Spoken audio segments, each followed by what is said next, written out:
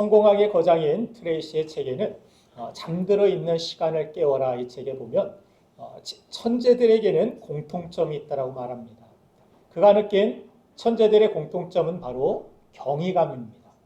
경이감은 모든 사물과 사건을 익숙하게 쳐다보지 않고 마치 대상을 처음 본 것처럼 어린아이와 같은 마음으로 바라보고 그 앞에서 감탄할 줄 아는 마음을 말합니다.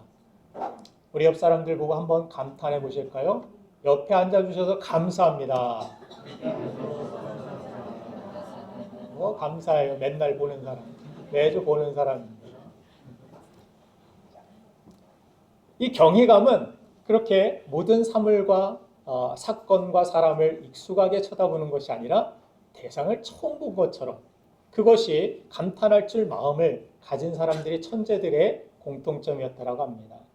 그 책에 보면 이런 우화가 있습니다. 천재들만 사는 나라가 있었는데 아침에 태양이 떠올랐습니다. 그때 TV에서 뉴스 속보가 흘러나옵니다. 속보를 알려드립니다. 오늘도 어제와 같이 태양이 떠올랐습니다. 그랬더니 이 뉴스를 보는 모든 사람들이 저마다 손뼉을 치며 감탄을 했습니다. 그들은 서로의 얼굴을 보면서 이렇게 말합니다. 아니 세상에 저렇게 큰 태양이 오늘도 하늘에 떠올랐다니 너무 놀랍고 신기하지 않아요? 여러분들 가운데 오늘 태양이 떠오른 것을 보고 이렇게 감격해 감탄해 보신 분이 계십니까? 우리는 오히려 이런 사람들의 모습을 보면 보통 사람이라 그런지 놀라는 이 사람들이 더 신기하지 않습니까? 오버하는 것 같고 사실 우리가 숨쉬는 공기나 햇볕이나 생명이나 너무나도 소중하고 놀라운 그러한 축복들을 우리가 이미 받아 누리고 있지만 너무나도 그것들을 당연하게 여기고 익숙하다 보니까 별로 놀랍다고 여기지도 않고 감탄하며 살지 않는 것 같습니다. 또 오늘 본문 말씀 누가복음 2장 10절 말씀을 보면은 천사들이 성탄에 우리에게 보통 기쁨도 아니고 아주 큰 기쁨의 소식이라고 강조해 말하고 있는데 정말 우리에게 이 성탄이 큰 기쁨으로 와 닿고 있습니까? 우리 한번 같이 읽어볼까요? 시작! 천사가 이르되 무서워하지 말라 보라 내가 온 백성에게 미칠 큰 기쁨의 좋은 소식을 너에게 전하노라. 아멘.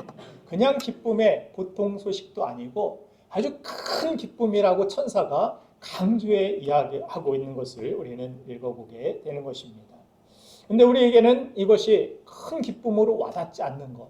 왜 그럴까?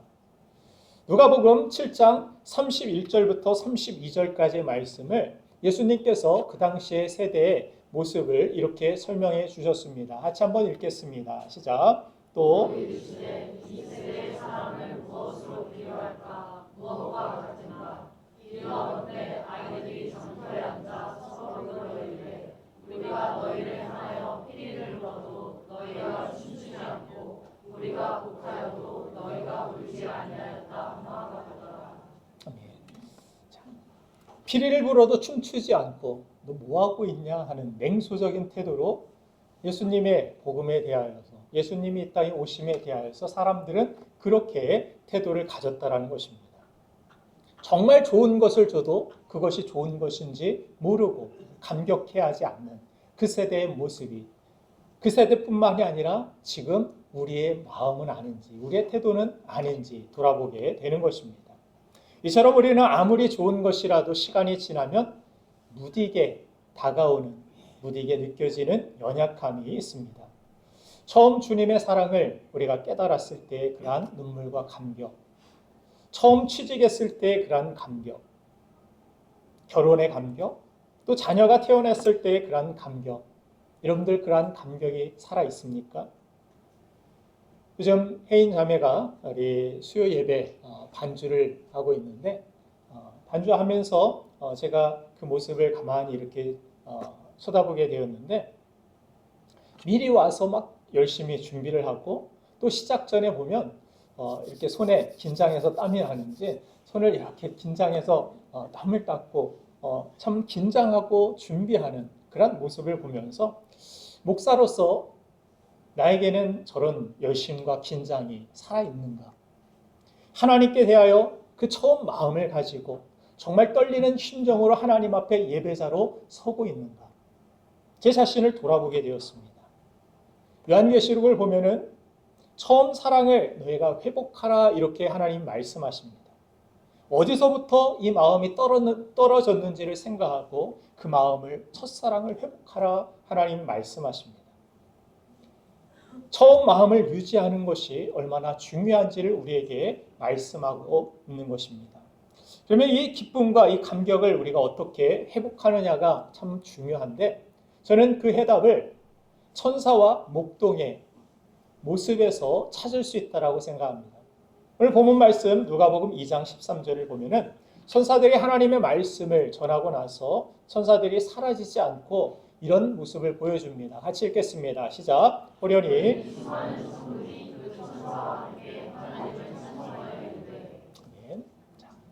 하나님의 말씀만 전하고 사라지는 것이 아니라 그 말씀 전한 후에 그들은 하나님을 막 찬송하는 예배하는 그런 모습을 보여주고 있습니다. 또 누가복음 2장 20절 보면 이 천사들의 말을 듣고 예수님이 정말 탄생하셨는지 그곳에 가보고 예수님의 모습을 이 성탄이 실제임을 확인하고 나서 어떤 태도를 취하는지 우리에게 기록하여 주고 있습니다. 같이 읽겠습니다. 시작.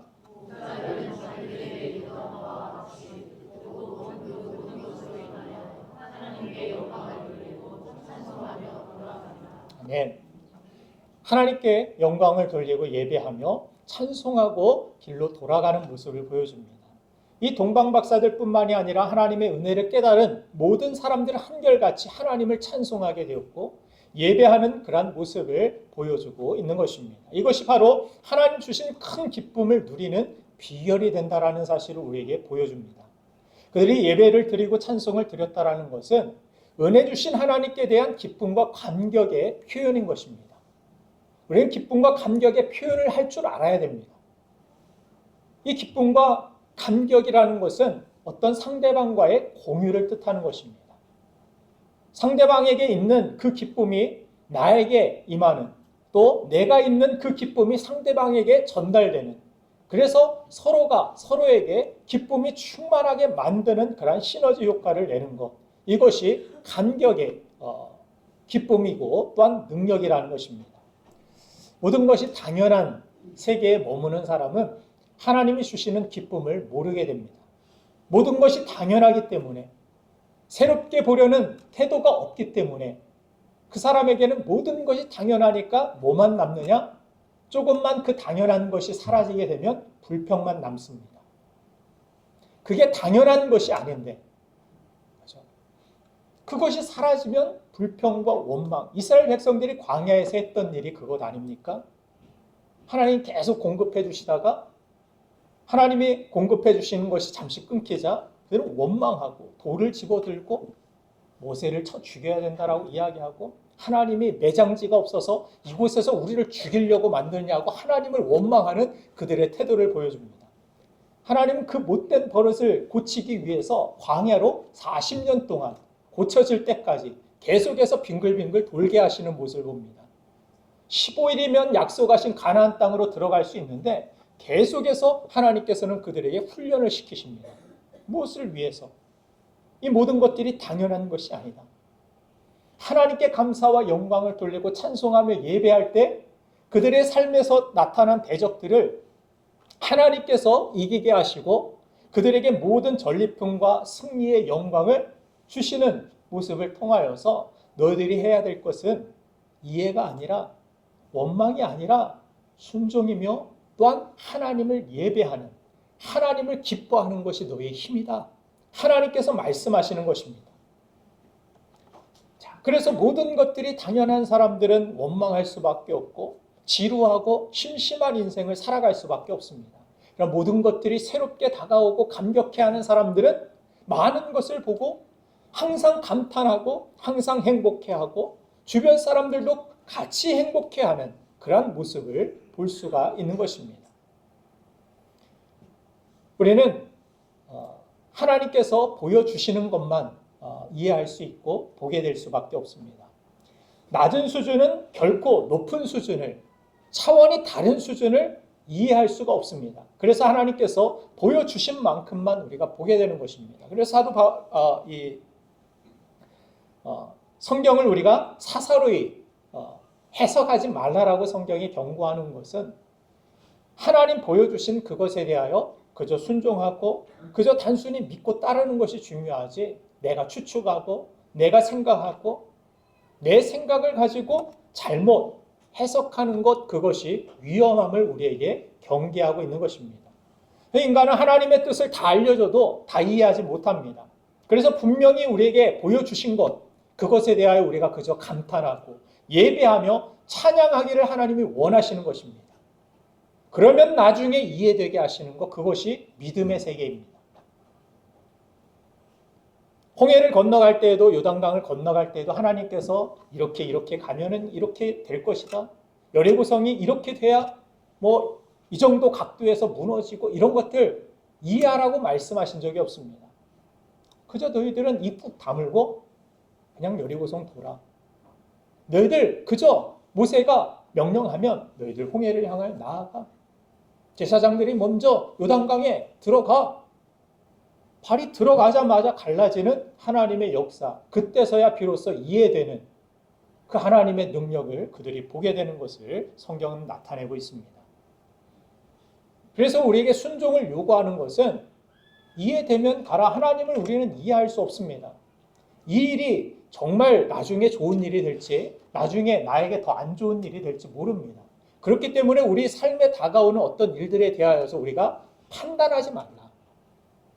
헤아리려고 하지 말고 하나님께 믿음으로 맡기고, 나에게 오늘 내가 하나님의 말씀에 이 상황에서, 이런 현실에서 순종하고, 이런 현실에서도 하나님 앞에 어떻게 예배할 수 있을까?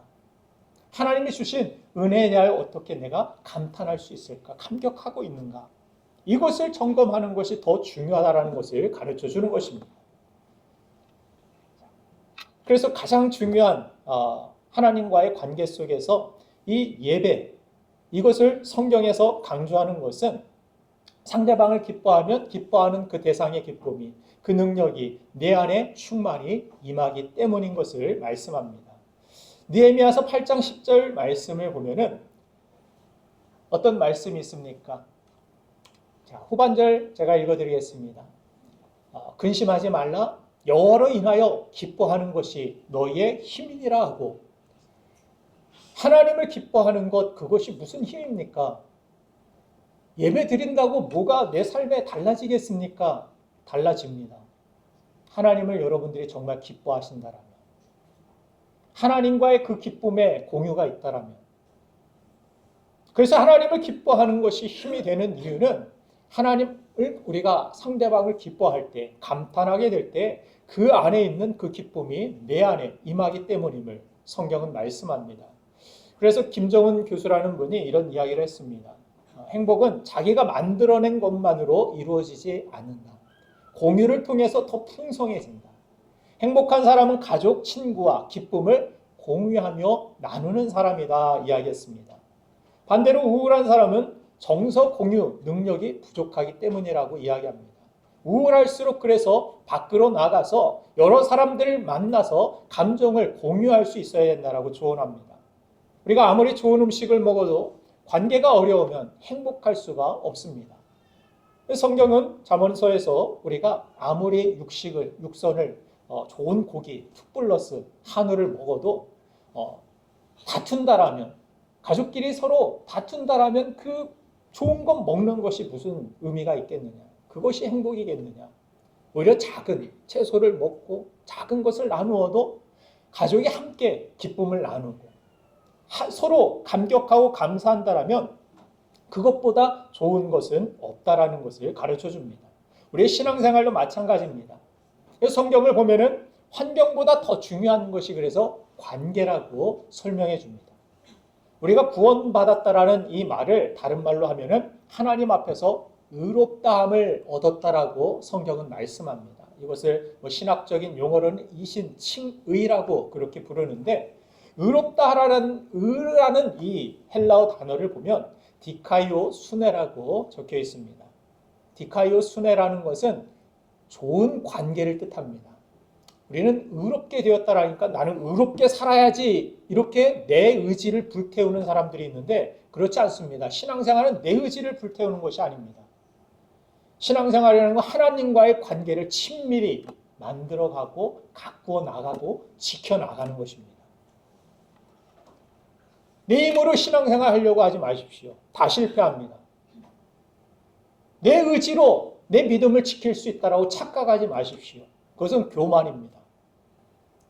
우리는 항상 하나님 앞에 엎드려 예배하며 하나님의 은혜를 구하며 하나님의 인도하심을 구하고 하나님을 더욱 사랑하고 하나님과의 친밀한 관계를 통하여서 하나님이 주시는 은혜가 충만해야 나의 신앙도 지켜지고 견고해지고 하나님 안에서 우리가 아름다운 열매를 맺을 수 있게 되는 것입니다.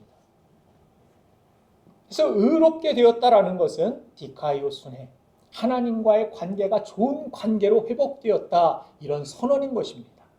예수님을 우리가 구주로 믿으면 하나님과 우리 사이가 원수의 관계가 아니라 이제 하나님의 자녀가 되고 하나님의 백성이 되고 하나님의 소유가 됩니다.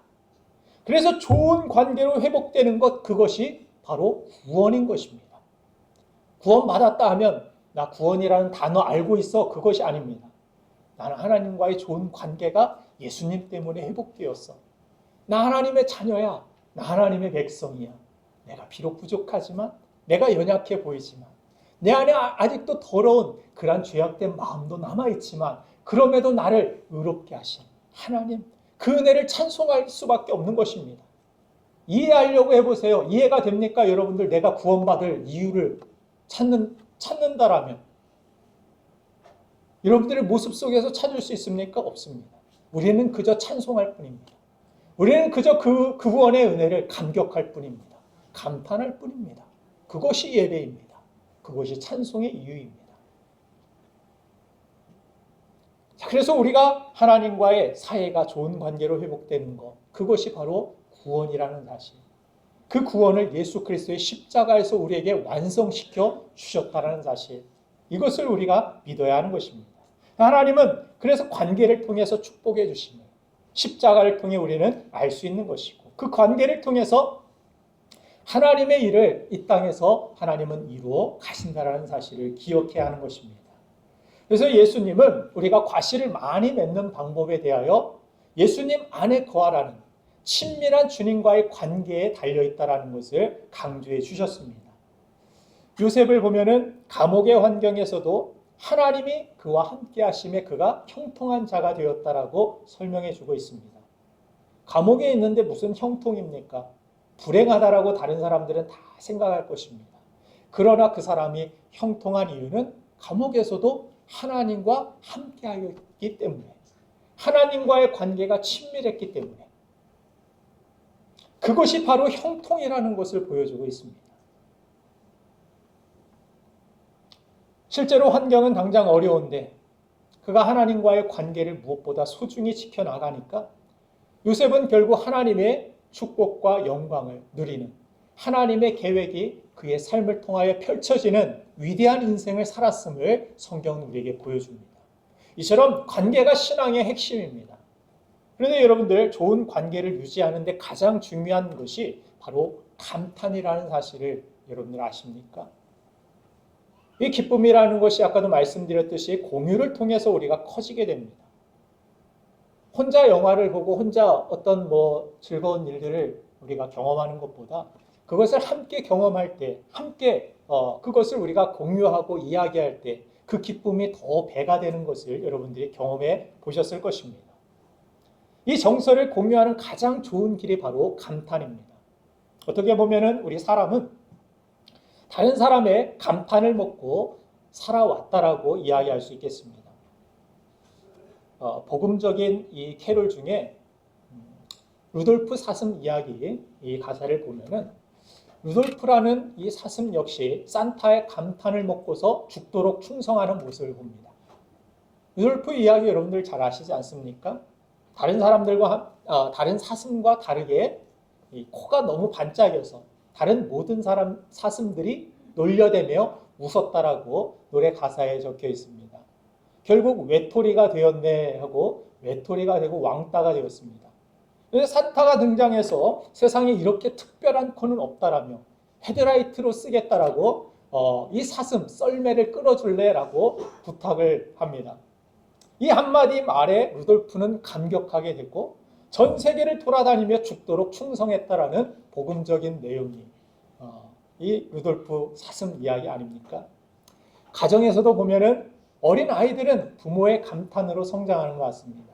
처음 제 아이가 아빠 비슷하게 아빠 이런 이야기를 했을 때 얼마나 제가 감동을 받았는지 모릅니다. 그래서 아내에게 아이가 아빠라고 했어. 우리가 천재를 낳았나 봐.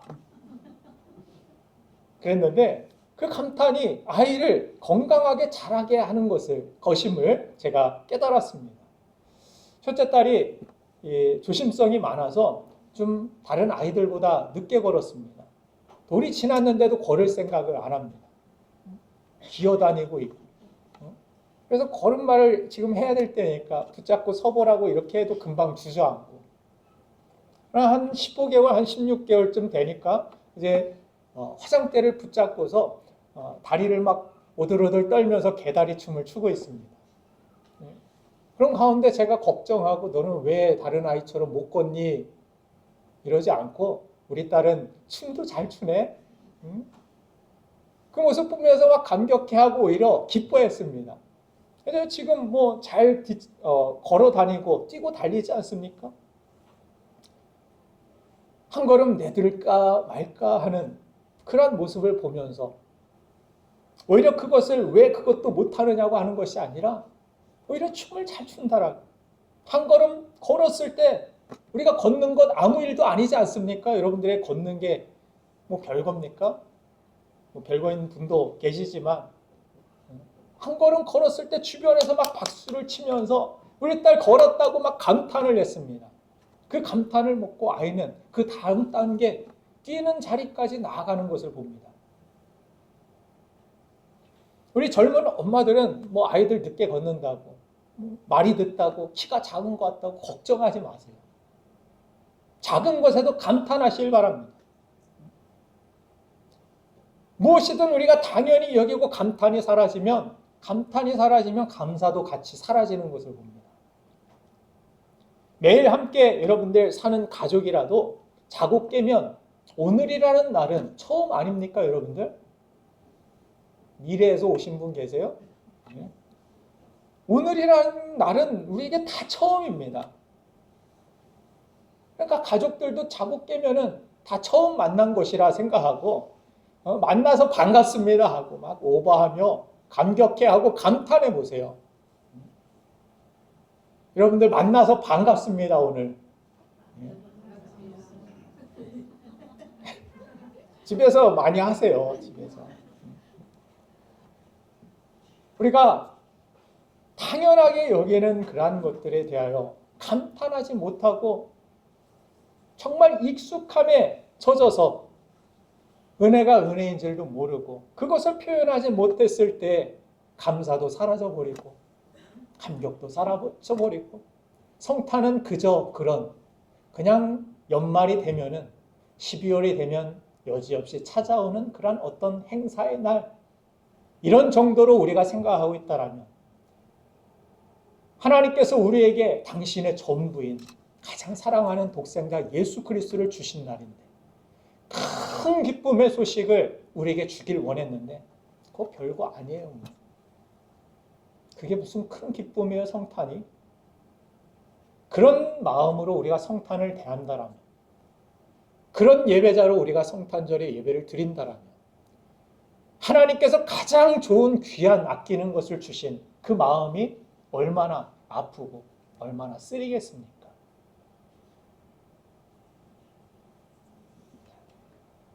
그래서 우리 자녀들도 부모님께 당연히 받는 어떤 용돈을 주시면 그렇게 생각하지 말고 감격해하고 감사해 보십시오. 감탄해 보십시오. 그러면 부모님이 오버하지 말라고 이야기하면서도 미소 짓는 부모님의 얼굴을 볼 수가 있을 것입니다. 부부지간에도 감탄하고 감격하세요. 아담과 하와가 처음에 만났을 때는 내 뼈 중에 뼈요 살 중에 살이라 감탄하더니 나중에 그 감탄이 사라져 버렸어요. 이 여자가 먹으라고 해서 먹었어요. 그 핑계만 있지. 그 가정이 무너지고 어려워지는 그런 모습을 보지 않습니까? 감탄이 가정을 살립니다. 감탄이 신앙을 살립니다.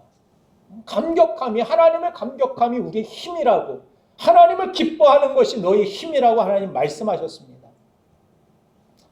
그래서 이번 성탄도 매년 찾아오는 그저 그런 성탄 맞이하지 마시고 하나님 주신 선물인 예수님 때문에 여러분들 감격하는 성탄 되기를 간절히 바랍니다. 그래서 감탄 성탄이라고 오늘 설교 제목을 적어보았습니다. 감탄 성탄. 이번은 정말 감탄 성탄이 되기를 원합니다. 우리가 그래서 하나님을 찬송하고 하나님을 예배할 때, 하나님을 기뻐할 때 마른 뼈와 같이 형체만 남은 죽었던 것들이 다시 살아나는 성령의 능력이 우리에게 임할 줄로 믿습니다. 우리의 삶 가운데 문제를 해결할 때도 마찬가지입니다. 문제가 있으면 여러분들 근심하고 두려워하고 어떤 사람에게 도움을 청할까 이것만 여러분들 생각할 때가 많이 있는데 빌립보 감옥에서 바울과 실라를 보면은 그들이 감옥에 복음을 전하다가 잡혔는데 그저 그 상황에서도 기도하고 하나님을 찬송하고 예배했습니다. 그 상황을 이해하려고 하는 모습이 아무것도 없었습니다. 왜 우리가 잡혀와야 되는지, 왜 내가 교회 일하면서 주의 일하면서 이런 아픔을 경험해야 되는지 해석하려고 하지 않았습니다. 그 모든 상황 어려움들이, 그 외로움과 고독함들이 있었겠지만 그 모든 것들을 뒤로 한 채 그들은 하나님을 그곳에서 찬송합니다. 바울과 실라가 그렇게 하나님을 찬송하고 기도했을 때 그곳에 진동이 일어나며 옥문이 활짝 열립니다. 그리고 그곳에서 간수들과 그 가족들이 예수 그리스도를 구주로 영접하게 되고 믿게 되는 하나님의 역사가 기적이 나타내는 것을 보게 됩니다. 그저 나는 어려움 중에서도 하나님을 찬송하고 예배했을 뿐인데 세상 사람들은 보고 있다라는 거예요. 저 사람은 정말 집에 큰 어려움이 있는데 경제적으로, 건강적으로 여러 가지 문제들이 많이 있는 사람 같은데 저 사람은 뭐가 좋다고 찬송하고 있고 저 사람은 뭐가 좋다고 오늘 아침에도 예배 드린다고 교회 가고 있고 그 기쁨의 이유, 그들의 감탄과 감격의 이유를 세상 사람들이, 세상은 그런 상황에서 절대 감격할 수 없고 감사할 수도 없고 기뻐 노래할 수도 없는데 저 사람들은 뭐 때문에 저럴까? 의아하게 만드는 사람, 이 사람들이 바로 크리스찬이라고 성경은 말씀하고 있습니다. 초대교인들이 원형 경기장에 예수 그리스도를 구주로 시인했다라는 이유, 또 복음을 전하고 예배했다라는 이유로 사자굴로 막 사자밥으로 던져지고 그 처참하게 찢겨 죽는 모습을 바라보면서 세상 사람들은 박수를 치고 좋아했습니다. 나만 부인하면, 나만 시인하지 않으면 내 아내, 내 남편, 내 자녀들은 죽지 않아도 되고 그런 상황에서도 주님을 시인했던 그들, 주님을 그럼에도 찬송했던 그들, 그래서 초대교회 그들이 순교의 모습들을 기록한 그러한 역사들을 보면은 그래요. 마지막 불타서 입이 녹아서 불타는 그 순간까지도 그들은 하나님을 찬송했다라고 이야기합니다. 주를 예배하나이다. 그것이 도마의 고백뿐만이 아니라 초대교회 모든 성도들의 고백이었다라고 이야기합니다. 하나님 주신 그 성탄의 기쁨, 나를 죄에서 구원해 주시고 나를 하나님의 백성이 되게 하시고 나에게 소망도 없는, 나에게 그 은혜를 값없이 주신 그 구원의 은혜를 내가 어찌 부정할 수 있겠습니까? 내가 어찌 찬송하지 않을 수 있겠습니까? 내가 어찌 예배하지 않을 수 있겠습니까? 그래서 그들은 그런 핍박과 어려움 중에서도 주님을 예배했던 것입니다. 그렇게 주님을 예배하고 주님께 감격과 감탄과 찬송을 드렸던 모든 사람들은 하나님께서 그들을 기억하셨습니다. 그리고 순교자의 피가 그 모든 상황, 모든 어려움들을 이기고 주님을 찬송하고 예배했던 그 모든 사람들 하나님께서 가장 영광스러운 모습으로 영접하셨음을 성경은 우리에게 보여주는 것입니다. 사랑하는 여러분들, 이 땅을 살아가면서 작은 일을 우리가 바라보면서도 감탄할 수 있는 그런 부드러운 마음이 회복되는 은혜가 있기를 간절히 바랍니다. 성령께서 굳은 마음을, 단단한 마음을 제거하시고 우리에게 부드러운 마음을 주사 하나님의 은혜가, 하나님의 말씀이 떨어질 때 원래 그저 그런 설교지 뭐, 그냥 이 자리 그냥 앉았다 가는 예배이지, 이것이 아니라 하나님을 막 감격해하며 예배할 수 있는, 하나님을 기뻐하는 것이 우리의 힘이 되고 그 가운데 우리에게 생명이 임하고 능력이 많은 하나님의 놀라운 손길을 경험하는 저와 여러분들이 되기를 주님의 이름으로 축원드립니다. 우리 함께 기도하기 원합니다.